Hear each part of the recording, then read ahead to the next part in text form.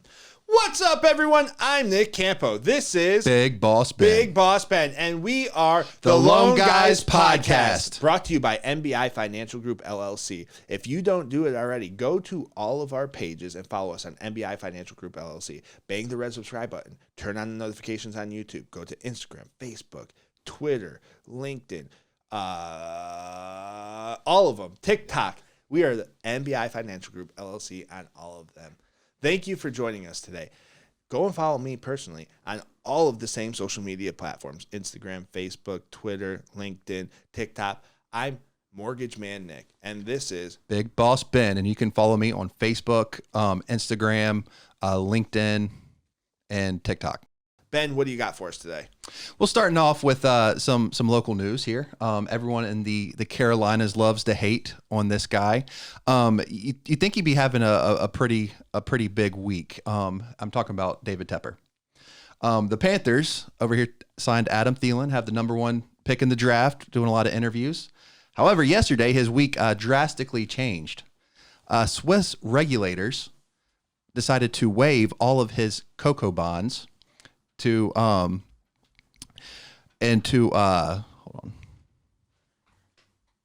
What happened, Ben? What are cocoa bonds? For Credit Suisse. Okay. So he was expected to gain billions off of this deal. Uh-huh. So cocoa bonds are what cocoa bonds are. They are bonds that allow private investors to essentially bail out struggling banks.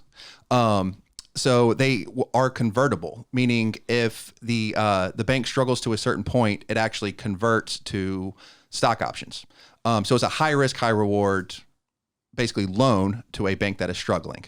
It's pretty common right now with all the bank issues out there. Oh, whoa, hold on. Bank issues. Let me tell you something. Right. Donovan, you see this black tie? Yes, sir. I almost wore black tie, black jacket, and all of that because today I am celebrating the death of banks. Well, yeah. Like, what is it, 5 of them? Yeah, I mean, it's several of them. But what they basically did is waive all the personal investments to this bank. Why? Explain that. Go into detail because I'm not understanding. Right. So he got these cocoa bonds? Right. Like so they're cocoa bonds. Basically, they're private and bailout of banks. They're extremely high interest rates. Mm-hmm. Because in short term, but like I said, if the bank still struggles to a certain point, they are converted into equity, so they're potentially high risk for the investors, which is why they're high interest rates. The Swiss government basically bailed out and voided all of these written contracts and agreements. Why? Because they did it because of a pending potential merger between Credit Suisse. And so did he lose money? Did David Tepper, Mr. Carolina Panthers football, lose money? He's getting his money investment back, but he's not gaining the money that he was expected to. So basically the Swiss government bailed out Credit Suisse? Essentially, yes, so that they can merge with UBS. What's UBS? That is a large bank that is more Asian. What's UBS stand for? I don't even. Probably United Bank Syndicate. Yeah, I don't even know. Everything I've... UBS, so it's a bank that is buying Credit Suisse. Credit Suisse was in some trouble. We've heard all these headlines about Credit Suisse. Correct. That's also under investigation for protecting all the Russian oligarchs. That's that bank. Yeah. Yeah. So what do you mean protecting the Russian oligarchs? Yeah, you haven't heard about that? Mm-mm. Yeah, so they're under investigation. I have a newborn at home. I haven't heard a lot of this stuff.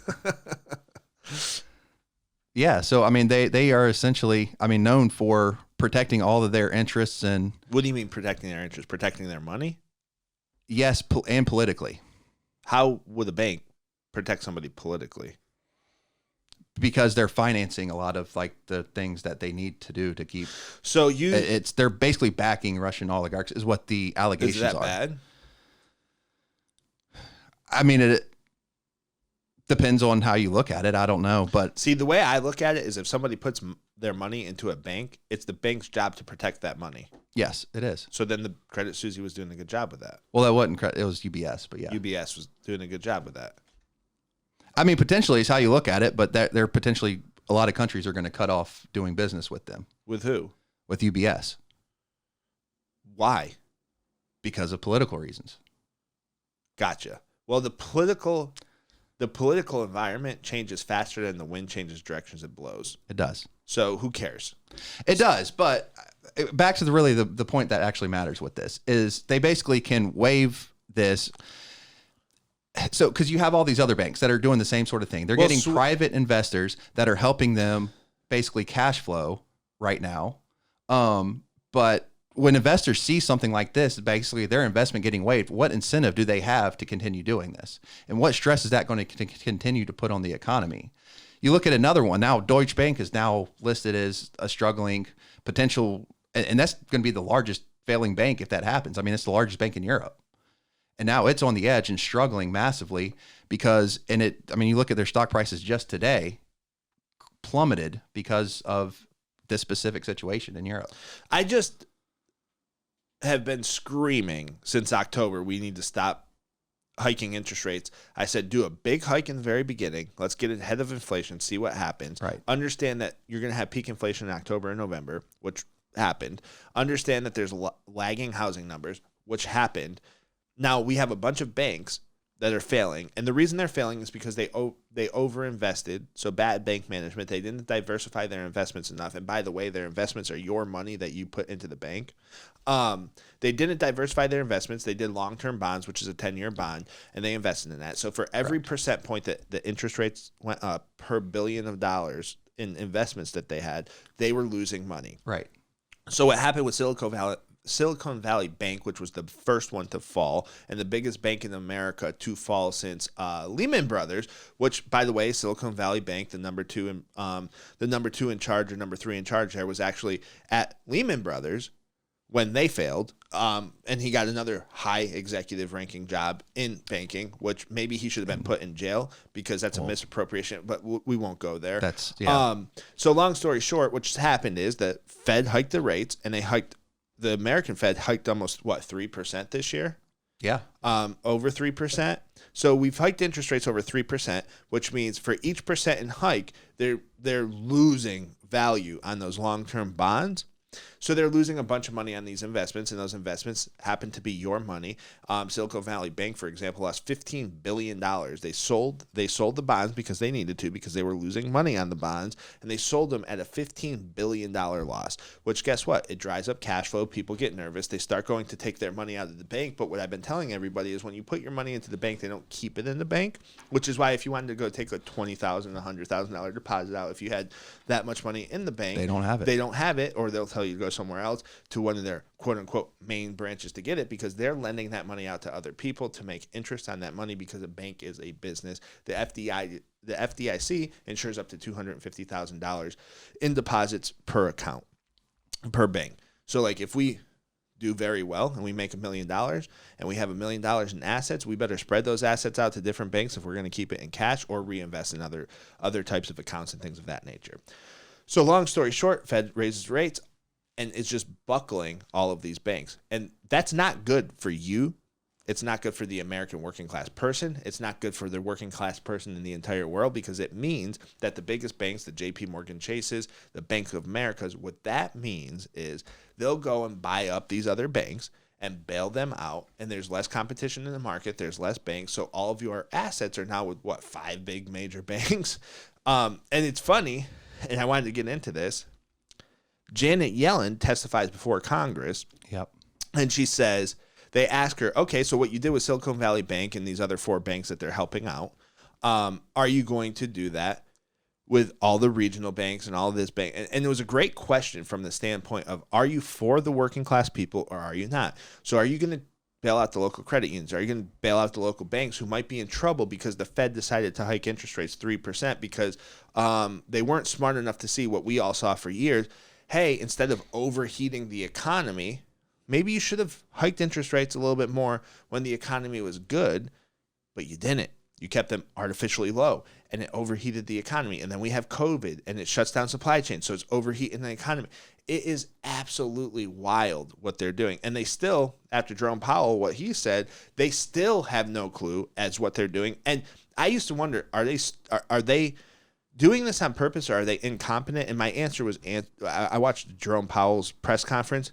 They're incompetent. They don't know what they're doing. They're not doing this on purpose. But long story short, Janet Yellen literally said that they are going to pick and choose who they're going to save dependent upon how much it affects the overall economy. So just so everybody here in this conversation knows, I want you to understand this.